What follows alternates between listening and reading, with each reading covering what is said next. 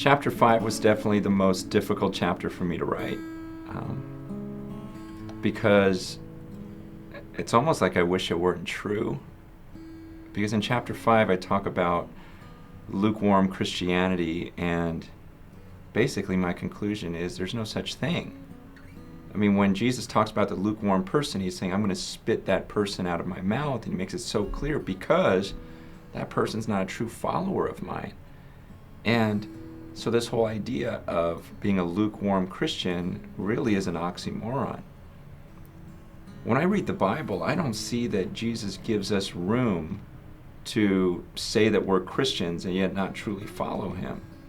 And that scares me. I mean, it's not something where I'm being judgmental towards another person or even toward myself. I just go, man, that's a scary thought. I think there are a lot of us in the world who call ourselves Christians, and yet we don't really follow his ways, and somehow we've made it so that that's okay, that there are the true disciples and followers, and then there are these Christians. You know, Christians are people who believe in Jesus, but their lives don't really change a whole lot, but they're still saved. And I'm going, well, I don't see that there's room for that in Scripture. I mean, I wish there were, because like I said, it saddens me because I think of people in my life that I really care about, that call themselves Christians, and yet they don't really follow Jesus. And this isn't about my opinion. I mean, when you read the Bible yourself, do you really see that there's room for a person who calls himself a Christian but is not a follower?